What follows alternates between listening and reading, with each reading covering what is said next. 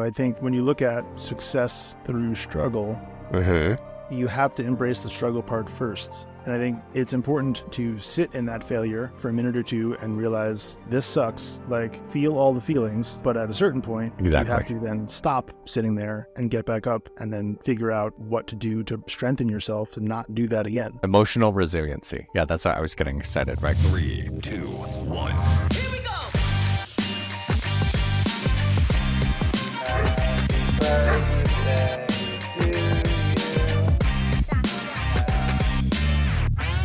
All right, so today, this is a very special episode of the No Have Cakes podcast because two reasons. One is it is the very first time I have an official guest on this podcast. And number two is because that guest is a very good friend of mine, Mr. Samuel Johnson. Mr. Samuel Johnson is not only a good friend of mine, but he is someone who, and I believe, really embodies the essence of living life to the fullest.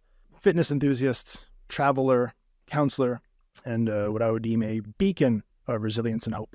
Apart from all the designations at the end of your name, all the certificates and certifications that you've got, aside from the collection, that was a tough word, the collection of impressive titles that you have earned, to me, it's more than that. It's someone who stands up and shows that it's not just what you do, when you're down, it's getting back up. Right? It's just living that life with grace, humility, and determination. That's continuing to get up and continuing to learn from that struggle. And I think that gives us a tremendous topic to talk about, which is succeeding through struggle. Because let's be honest, and I've talked about it here before myself, you're going to struggle, right? And I think it's silly for any of us to think that struggle is not where we're supposed to be. We shouldn't live in struggle, right? But we should still understand that struggle is a part of success. So I want to talk to you today. And first of all, again, welcome. And I'm happy to be here. I'd like to start with just asking you in your opinion, when you look at struggle, right? When you think of what most people think of the term struggle, what does it bring to mind for you? And how can you paint a slightly different picture of what struggle really is? Well, first of all, thanks for that introduction, and I'll hope to live up to all of that. That creates a little struggle for me already. But I'll talk about that in a second. Struggle for me is mostly an inward battle. So that's taking probably a little bit of a different spin already. Like I struggle mostly internally. It's a battle of the mind. I have a lot of inner dialogue that is battling what I want to accomplish. So one side of me says, like, do this, it can happen, you can move forward with what you want to accomplish. And I have sort of this running dialogue in my head that I've had for a very long time. And I would say probably around third or fourth grade is really when I started hearing this other voice that's like, no, you're not really that good. You can't really accomplish what you want. So the original question was so what is struggle? And I guess on the daily, what that looks like and how I battle that is waking up and knowing in my bones what I'm supposed to be doing, but then battling this inner voice that says, but you aren't going to be any good at it. And if I'm not going to be any good at it, I struggle good deal with perfectionism. So that leads to well, why bother? Why try? Like if you can't be good at it, don't do it. I have a brother, Jim, who's 3 years older than me. And I grew up in the Nintendo, and we actually had Atari like that far back, but we had the off version. So if anyone is like a major, tech geek out there, like old school, we had this competing system from Atari. It was called Intellivision. And I just didn't play because my brother was so much better than I was. I didn't want to try. Like people say oh, what video games did you play? I just didn't. So I learned early on, if you can't be good at something, don't even try. So that's this battle. I'm not sure. I hope that answered the question. So it does. And I think your example really paints a great picture because it's not always this big, huge thing that people look at like, hey, how do I start a business? How do I, achieve this great big lifelong legacy building milestone?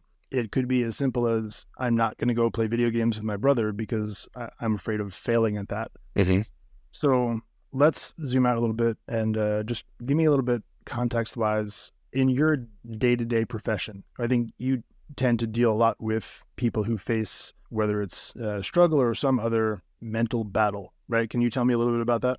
Yeah. So for the listener, I'm a licensed professional counselor, and my focus, I almost exclusively work with people healing from trauma. So yeah, on the daily, I'm working with people who are struggling emotionally. And these voices, I guess that I'll say, and I mean, I'm not schizophrenic. I don't have voices inside of me that like are telling me what to do. But these voices that just are like heavy and oppressive.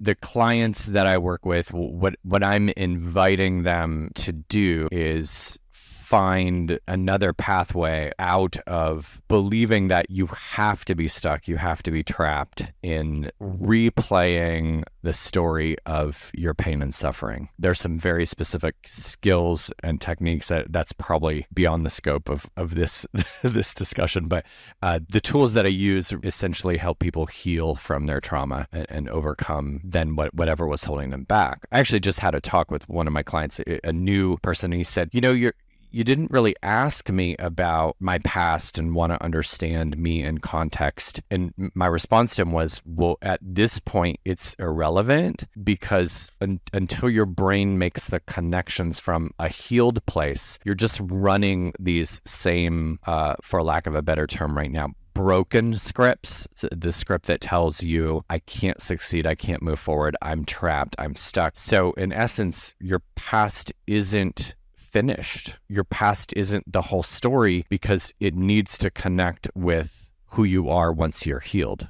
I hope that's making sense. It is, yes. Makes sense in my head. Yeah, I think it really it's really important to understand that when you're in that state of mind, it's really hard to see Correct. the complete picture until you've fully progressed out of it to be able to look back and see where you were in that moment and then what those things were actually doing either to you or for you. But when you're in it, you're kind of so stuck in that moment, you can't really see the complete picture, right? That's fair. So if you want to geek out for just a second, what we're talking about is neuroplasticity. So your brain, just for convenience sake or expediency, is going to follow loops and pathways that it learns and knows. So when we hear people say things like, well, just do it this way. Like, because I work in the mental health field, people say like, well, just don't be sad anymore. Well, just don't worry anymore. Well, if a person could do that, they wouldn't be stuck. So your brain gets very in a rut, let's say, and follows those paths. The treatments that I provide allow the brain to change pathways and get out of those ruts and then pick a new channel. Right.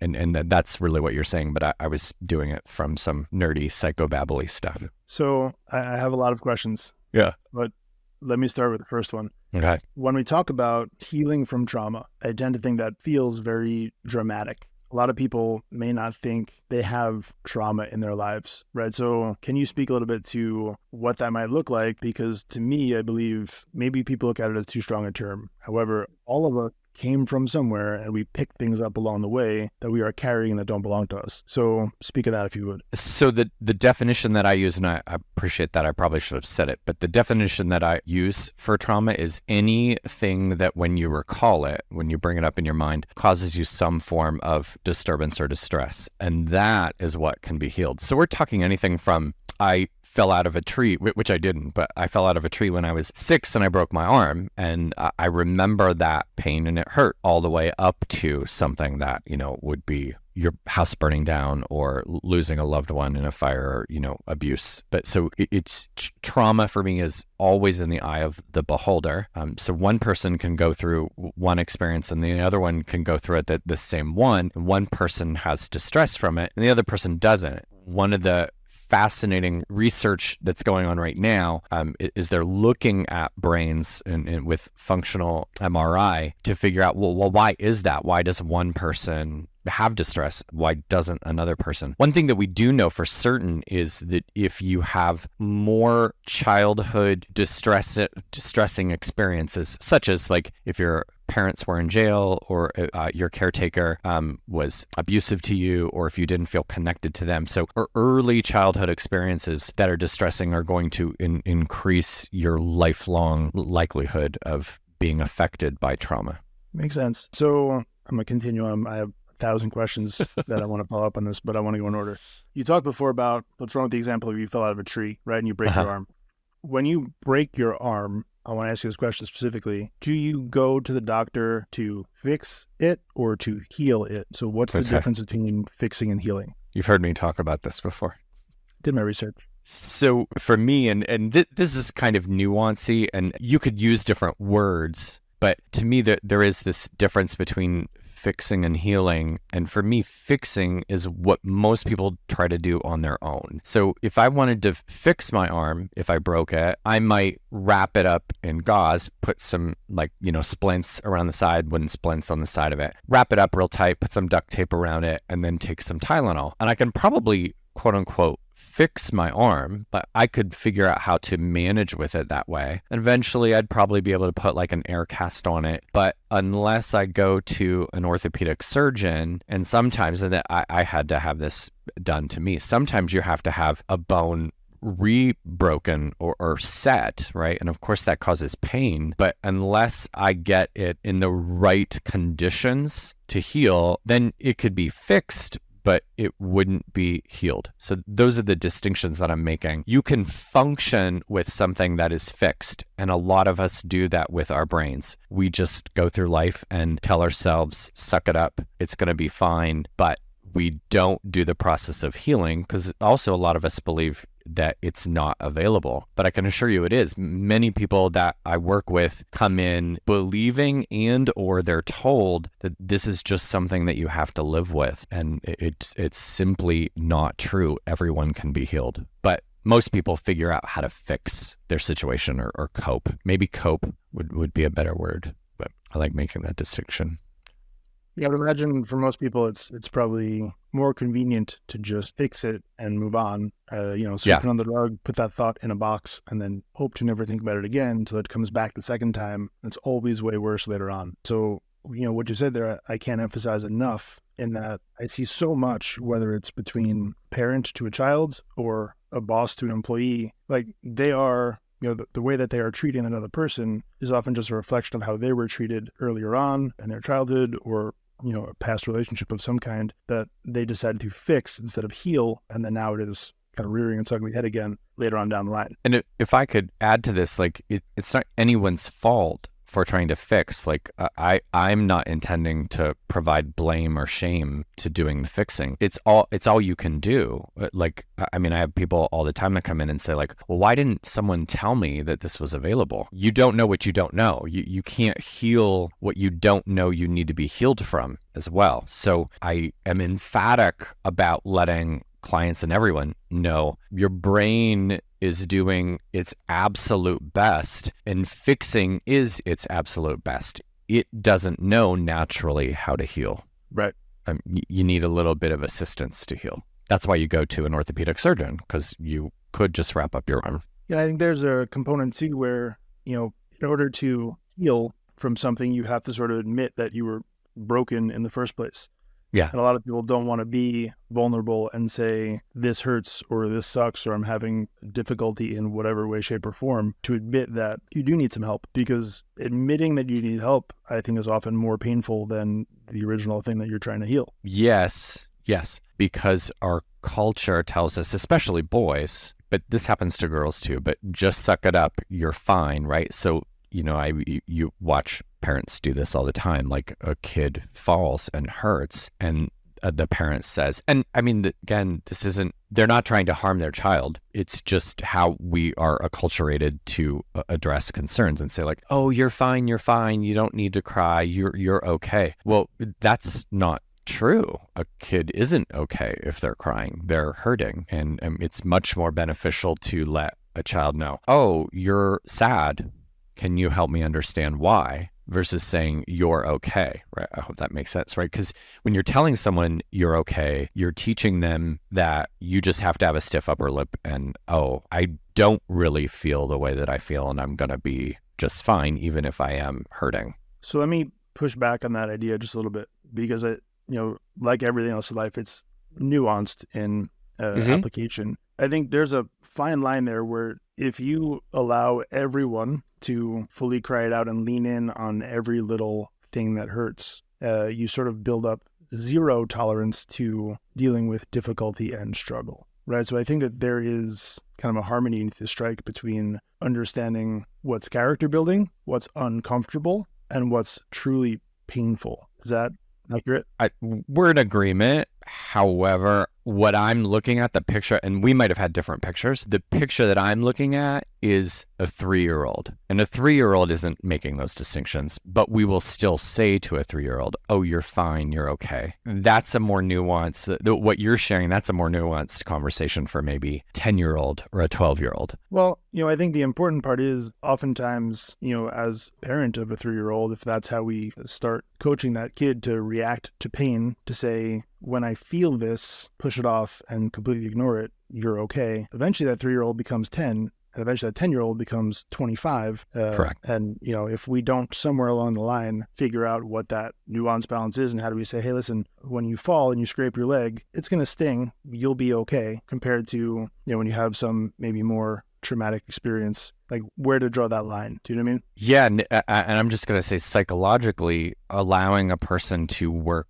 through it is I'm going to stick to my gun on this one. It's always the best option, because that is creating resiliency for a person to. So, I actually think that ultimately we're really talking about the same thing, but I'm just saying it no, in no way, shape, or form is it normal for a 12-year-old to have a tantrum for 8 minutes if they bruise their knee. But it is, in my view, it is okay for a 12-year-old to say, ouch, this hurts and it's painful. And that creates resiliency versus what I think a lot of our culture has taught us is hide it. Like, don't let anyone see you cry, even if you, but I get it. I mean, culture is also changing, right? Like, I think you're talking a little bit about like this, let's bewail every minor ape, right, cut and scrape. But I'm looking at it from a different angle where we've taught people not to acknowledge their feelings. And I think I'm coming from this angle of this psychotherapeutic background that I see people all day long that literally don't know how to feel at all because they've shut that part of their body down. Now,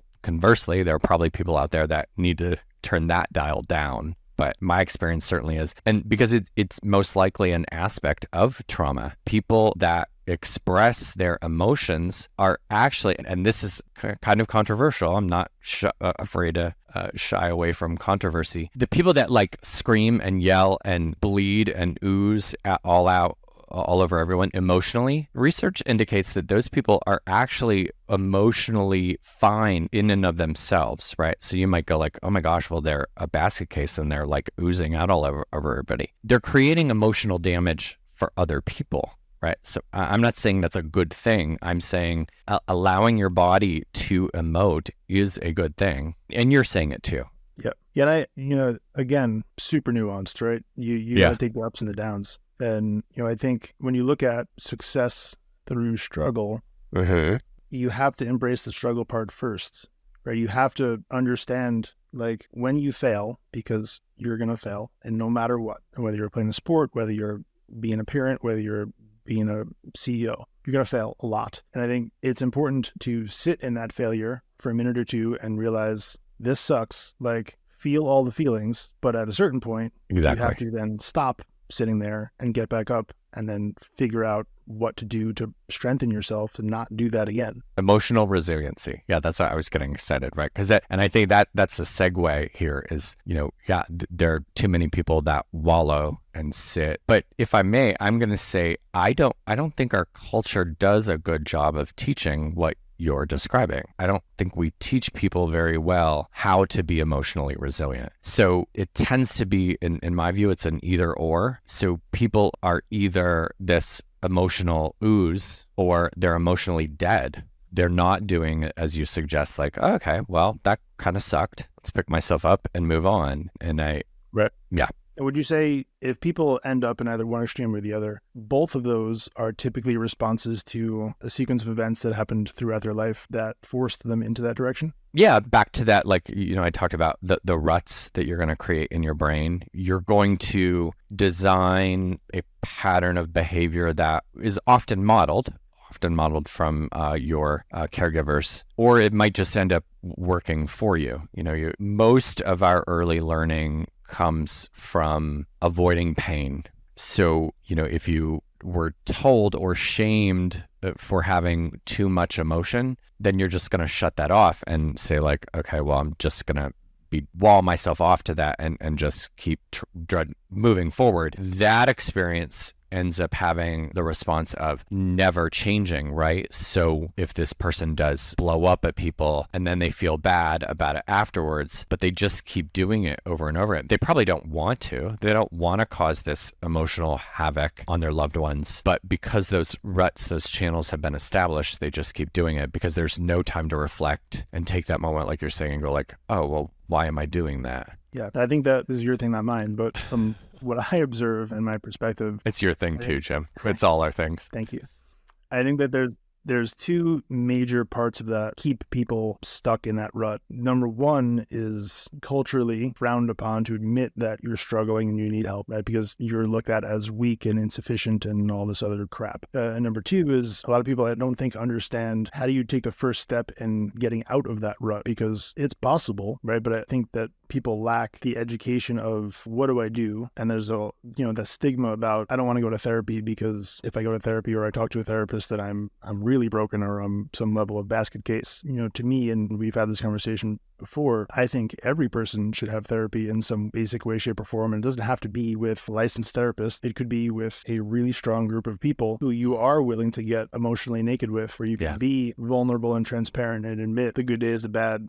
When you are in that state of mind, you can get perspective. And, I'd love to hear your thoughts on that. Yeah. So I have two sort of very different points to make on this. Well, one is what I'm hearing you talk about. I tend to put it into the category of it all comes down to shame and pride. And what you're talking, so shame, you might go like, well, I don't really understand. Fear is shame's kissing cousin. But if you drill down on fear, what is it really about? And the most detrimental emotion, I believe, is shame, because once we pick it up and we learn shame really, really early, and then we shame others. Shame is both a noun and a verb. Like you hold shame and then you shame others. And then the other one, its opposite, its shadow, is pride. And then we're operating from this caricature of ourselves that is terrified of being shamed. So we function from false narratives of pride or arrogance. And somewhere in the middle, like you're saying, we find that through authentic community. And you can find that in lots of ways. The other place that I wanted to go with this is 200 years ago, 300 years ago,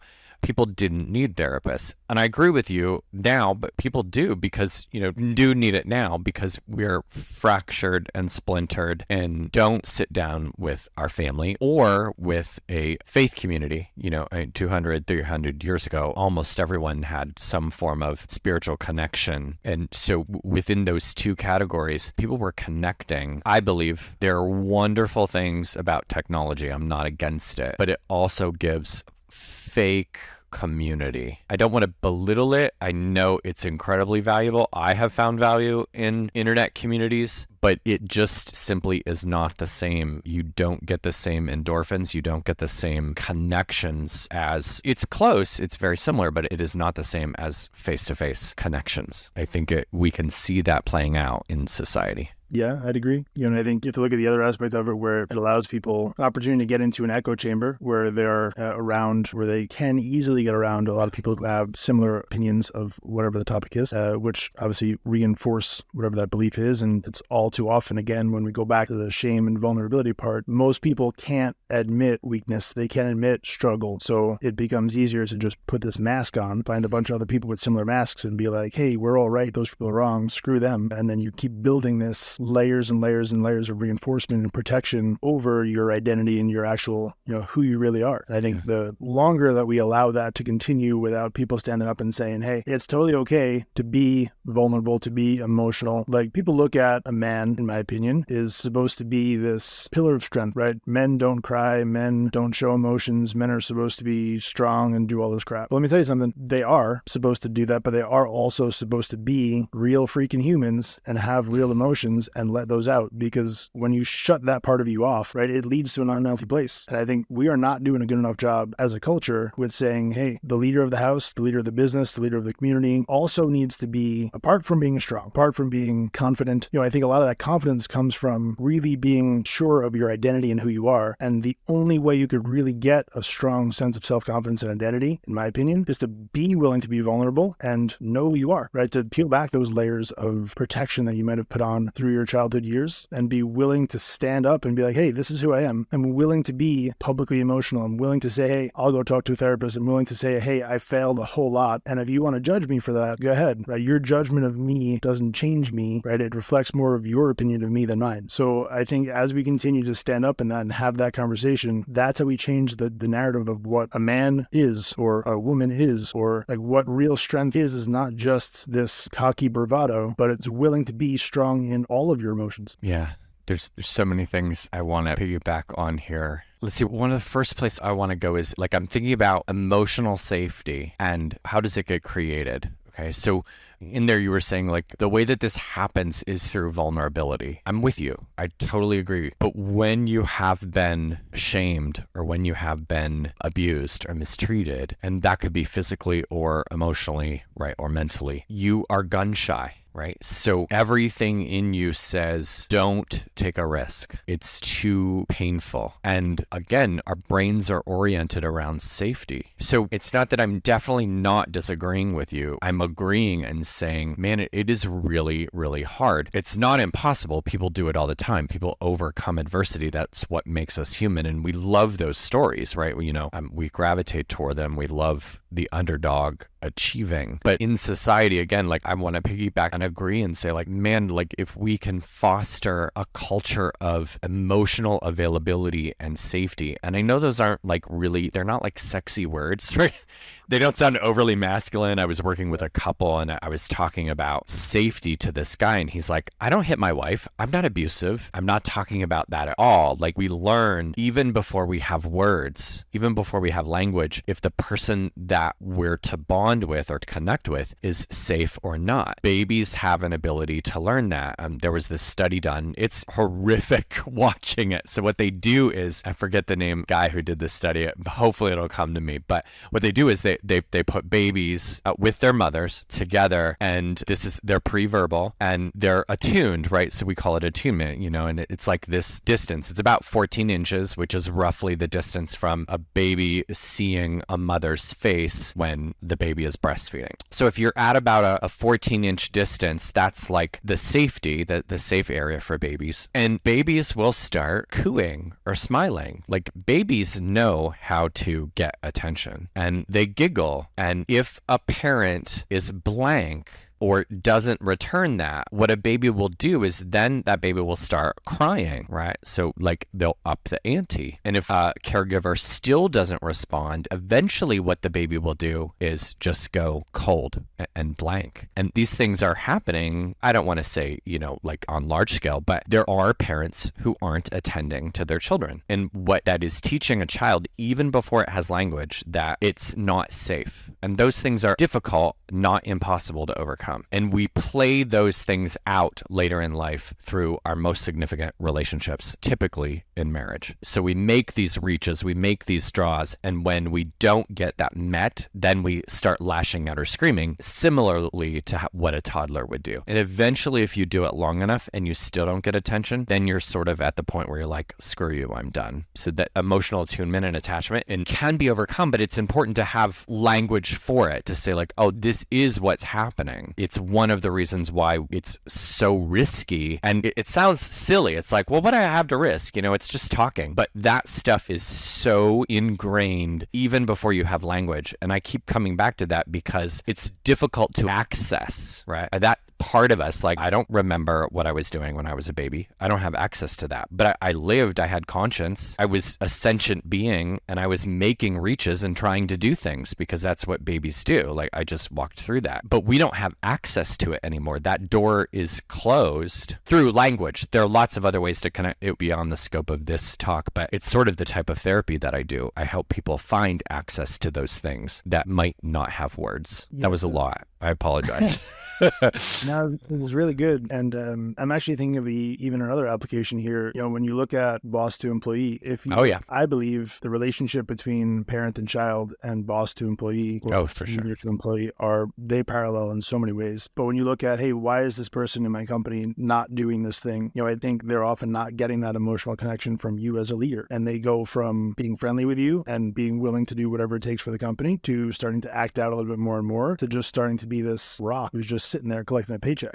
I think the reaction a lot of times, unfortunately, is to then try and yell at or encourage that employee by force to forcefully care about the business, but it winds up just creating more resentment. And, a lot of people look at their business and why aren't they doing the things that they want to be doing? And, you can thump your feet all you want and say, this is my business, I want to run this way, and then be mad why people in your business aren't supporting you because they don't feel loved, seen, heard, and appreciated. And I know for a lot of people, for a leader to stand up and lead with love and appreciation feels unnatural, right? Because we keep showing leaders. You don't learn that in management school. You're not taught. Yeah. Yes. Yeah. Leading with love is not taught in college, unfortunately, at least that I'm aware of. But I believe really strongly that that's how you create a culture in your company that's really going to, go the extra mile and be willing to do whatever it takes, is people who feel loved, seen, heard, and appreciated. And again, that's in your business and in your personal life. And I think absolutely that, you summed it up perfectly with that study. Like that's those babies when they're born, right? They haven't had the time yet to learn that. That's just natural instinct. Right. And we somehow forget that instinct is still there in our relationships, in our business. Like that doesn't just go away. So we just eventually we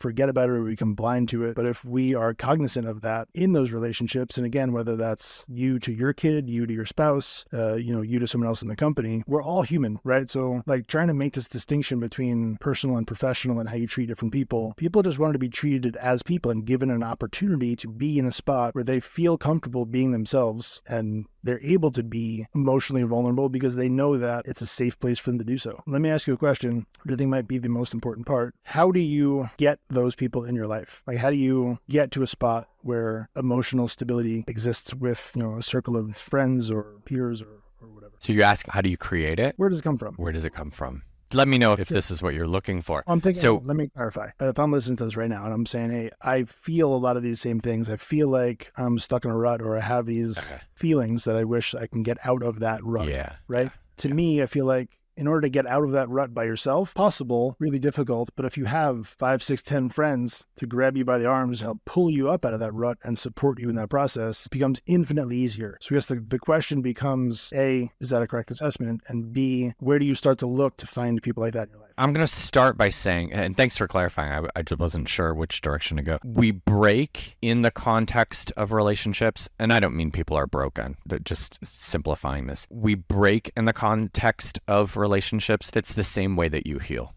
Okay. So I also do couples work, and you can heal from past distresses with your present partner. The power of relationship is inherent in all of us. So relationships in and of themselves are healing when they have the fertile soil of attachment. That's what I'm using, this term of love and connection and warmth. The second part of that question is, how do you get it? How do you look for it? And I think we have to be active. The movies or things that we read say like, it just, Hallmark movies like, oh, it just finds you. Love and connection, you're just going to plop into it on a, orchard in Vermont, right? Because I'm going with my wife loves Hallmark movies. Sorry, honey. You have to be active. You have to, and I think some of it, it's not just, so like if you're fearing, oh gosh, like Jem and Sam are saying, you have to find all this like warm, gushy love. No, it's finding the tribe that you feel seen, heard, and connected to. That tribe for me is probably going to be slightly different for you, Jem, and then for other people. So one thing I want to also swing this around into is saying it's difficult to connect with a tribe, and I'm speaking from my own experience. It's difficult to connect with a tribe if you're oozing out your own junk and you're not doing your own work. So like we all know these people that are desperate and like become sort of clinging on to someone, and or the opposite is shutting down and pushing people away all the time. You can still want connection, but be terrified of it and push people away, right? So I'm saying I think it needs to be done in tandem. You need to be looking at your own stuff and your own barriers to connecting, and then at the same time seeking out people who can help you heal. And yeah, I think I'll pause there. I would add on a couple other points from my experience. One is that over time, that tribe evolves, and maybe the people who you find supportive or beneficial in some way today may not be the same people in 2 years from now as you both continue to grow, right? And that's a very normal process. And I think the other part is getting around people who are on that journey, right? Who are understanding of what it's like to be in that spot and to understand, hey, where you're going is better than where you are, and being willing to sit in uncomfortable conversations, being willing to get yelled at, being willing to receive a little bit of that ooze because they love you enough to look past it and see who you really are and what you're really capable of. I think having those people in your life is amazing, but sort of the catch-22 of this is if some of us aren't willing to stand up and be those people first for other people, we can't start to create that multiplication where enough of these people exist to really affect culture, right? And that's the entire goal of what I'm trying to do here, not trying to do. What I'm doing here is standing up first to say, this is how you show up for other people. And I don't care if I have to talk to each and every individual person that listens to this myself. Let's do it. And let's create enough people who have received enough healing and enough relationship to get to the spot where they are willing to stand up enough to be that person for somebody else. And we create that rising tide of people who are willing to stand up and be that person first for somebody in their life. And I believe that that's how that culture changes. Man, with that, I believe that the conversation we've had so far today is a good seed in that direction. So I just want to thank you for sharing all of that with us. Yeah, of course. If someone wants to connect with you, learn more about you, sort of get a more in-depth conversation going, how might they find you? Yeah, so my website, that's probably the easiest way, is samgaryjohnson.com. Pretty vanilla, just my name. Pretty easy to find. I'm also on social media, mostly at those same handles, samgaryjohnson.com. So awesome. At Sam Gary Johnson. Yeah, well, I want to piggyback one piece, and I am championing this along with you. And I'm going to say, before a person barrels headlong into that, do your own work, right? Do your own work. Get healed, right? Because, I mean, there are lots of walking wounded, and the wounded often want to heal others to heal themselves. It's that whole story about, like put the oxygen mask on yourself first. Do your own work first. Super important. I agree. So I was going to ask you for some closing thoughts, but you were one foot ahead of me. I was once ahead of you. I do have one other question, which is super important. What's your favorite type of cake? My favorite type of cake? Jim, I don't really like cake. Did you know that? Okay. But well, it's been fun. But if I had to pick a cake, it was my wedding cake, because my wife knows I don't really like cake. Okay. Carrot cake. All right. Yeah. All right. We'll accept the brown nose. We'll accept answer to your wife. Okay. Thank you. Awesome. Thank you for accepting that. Okay. Well, again, thank you for this. It's been impactful for me, and I'm hoping the same for everyone else. We'll continue to carry on and be those people to stand up first. So Absolutely. Thank you, Jim. Thank you, sir.